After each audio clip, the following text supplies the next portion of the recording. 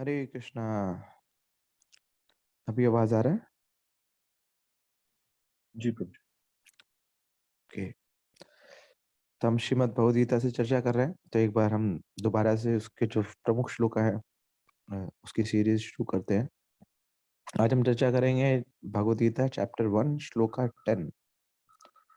अपर्याप्तम तदस्माकं बलं भीष्म अभिरक्षितम् पर्याप्तम तु इदमेतेषां बलं भीम अभिरक्षितम्। अनुवाद। हमारी शक्ति अपरिमेय है और हम सब पितामह द्वारा भली भांति संरक्षित हैं, जबकि पांडवों की शक्ति भीम द्वारा भली भांति संरक्षित होकर भी सीमित है। तो ये स्टेटमेंट बोला जा रहा है दुर्योधन के द्वारा। तो ये भौतिकतावादी सपना है, द ग्रेट मेटेरियलिस्टिक ड्रीम। तो इस सपने में इसका फाउंडेशन क्या है कि जो जीवन में खुशी है वो भौतिक चीजों के ऊपर निर्भर है, पैसे के ऊपर, ऑपुलेंस के ऊपर, ऐश्वर्य के ऊपर, धन संपत्ति के ऊपर। मगर आजकल ये जो सपना है पंचर हो चुका है, साइकोलॉजिकली, सोशियोलॉजिकली, इकोलॉजिकली। साइकोलॉजिकली कैसे? क्यों? क्योंकि पहले से कितने ज्यादा लोग अब स्ट्रेस का, डिप्रेशन का, हाइपरटेंशन का, एडिक्शन का शिकार हो चुके हैं और उसके बाद वो सुसाइड कर लेते हैं। सोशियोलॉजिकली कितने लोग अब करप्शन में, सेक्सुअल अब्यूसेस में, हिंसा में इन्वॉल्व हैं। छोटी छोटी बातों पे ऐसा उनको गुस्सा आ जाता है, क्रोध आ जाता है। और इकोलॉजिकली इतने सुपर डिजास्टर्स हो रहे हैं हर रोज। एक तो रियलिटी सी बन गई है। तो क्या गलत हो गया इस सपने के साथ, इस भौतिकतावादी सपने के साथ, कि चीजों में ही खुशियां हैं? तो गीता हमें समझाती है कि इस सपने में सबसे जो प्रमुख बात है वो है कि भगवान श्री कृष्ण का इसमें एब्सेंस है। ये जो भगवान की शक्ति है उसके ऊपर बहुत ज्यादा निर्भरता है, मगर जो शक्तिमान है उसका कहीं इन्वॉल्वमेंट नहीं है। इसलिए ये ड्रीम पंक्चर हो चुकी है अभी। और यही ब्लंडर किया था गॉडलेस मटेरियलिस्ट दुर्योधन ने, जो उसकी स्टेटमेंट से अभी सामने हमें समझ आ रही है। तो उसने अपने फोर्सेस का, अपने सेना का निरीक्षण किया, और वो जो सारी सेना थी वो भी उसकी तरह भगवान में विश्वास नहीं करती थी। मगर उसके जो ओपोनेंट्स थे वो भक्त थे।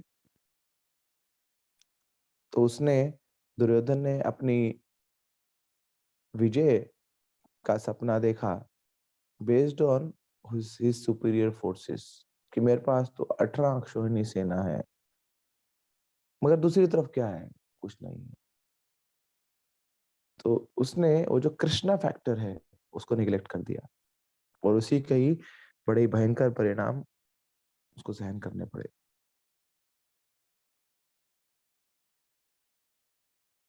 ऐसे ही अब इस समय जो भगवान विहीन सोसाइटी है दुर्योधन के समान, वो पूरी वर्ल्ड की सिचुएशन को इस प्रकार ही एक्सेस करती है। वो प्रकृति के ऊपर विजय प्राप्त करना चाहते हैं अपनी भौतिक कैलकुलेशंस के ऊपर, कि हम कितने ही एडवांस हो रहे हैं अब मेटीरियल दृष्टिकोण से, साइंस के दृष्टिकोण से हम बहुत एडवांसमेंट कर रहे हैं, बड़ी टेक्नोलॉजी हमारे पास आ गई है, मगर वो लोग गॉड फैक्टर को निगलेक्ट कर रहे हैं।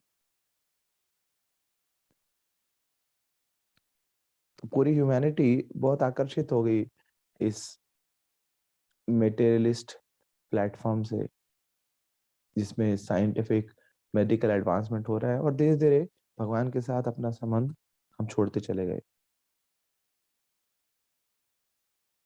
तो इसके कारण अपने ऊपर जो कंट्रोल था, अपने मन के ऊपर जो कंट्रोल था, वो भी खोते जा रहे हैं लोग। अल्टीमेटली हो क्या रहा है? They are suffering psychologically. अपना जो मोरल कंपास है वो खो चुके हैं लोग।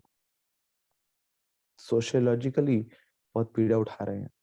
और फाइनली जो प्रकृति है एनवायरनमेंट के रूप में, वो भी सजा दे रही है हम सबको। मगर सौभाग्यवश हम सबके पास एक शक्ति है अपनी पुरानी गलतियों को सुधारने की। तो अगर हम हमारा जो इनर कनेक्शन है भगवान श्री कृष्ण के साथ वो पुनः स्थापित करें, तो बहुत ही जल्दी हम स्टेबलाइज हो जाएंगे, हम शक्तिशाली हो जाएंगे और हम संतुष्ट हो जाएंगे। और हमारा जो एग्जाम्पल है वो बहुत सारे लोगों को प्रेरणा स्रोत बनेगा, ताकि वो भी अपना ये दिव्य संबंध भगवान श्री कृष्ण के साथ स्थापित करें। और फिर finally there will be an all auspicious God centred global destiny for all of अस।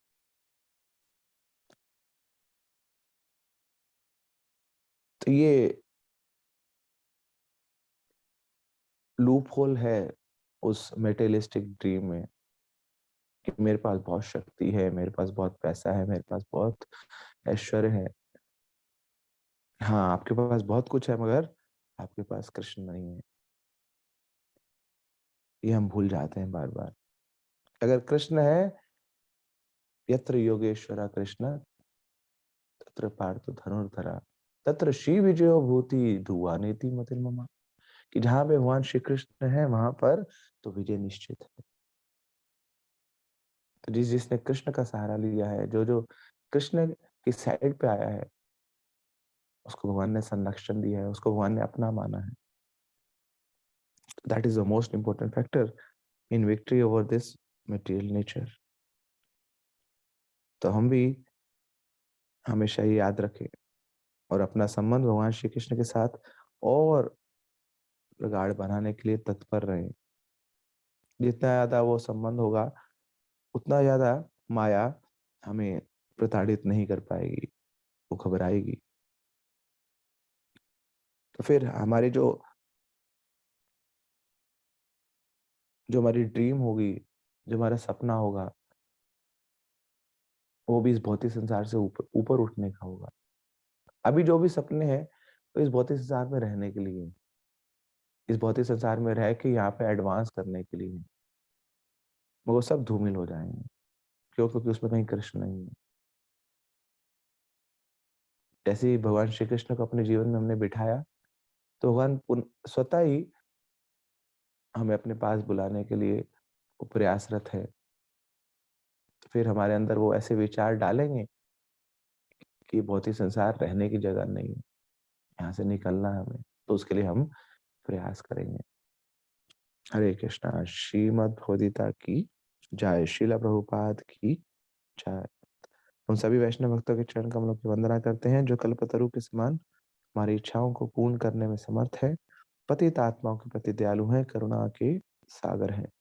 वंशाकल्पतरुभ्यश्च कृपा सिन्धुभ्यैव च पतितानां पावनेभ्यो वैष्णवेभ्यो नमो नमः। अनंत कोटि वैष्णव वृंद की जय। जगत गुरु शिल प्रभुपाद की जय। प्रार्थना बोली मेरे साथ। हे प्राणेश्वर श्री श्री रुक्मिणी द्वारकाधीश, श्री श्री गौर निताय, श्री श्री जगन्नाथ बलदेव सुभद्रा महारानी, यदि आप चाहें तो अपने शुद्ध भक्त श्रील प्रभुपाद की प्रसन्नता के लिए उनके संकीर्तन आंदोलन में संकीर्तन भक्तों की संख्या में वृद्धि करें। और ये श्री श्री प्रहलाद नरसिंह देव, आप उन सब भक्तों की रक्षा करें। श्रील प्रभुपाद की जय।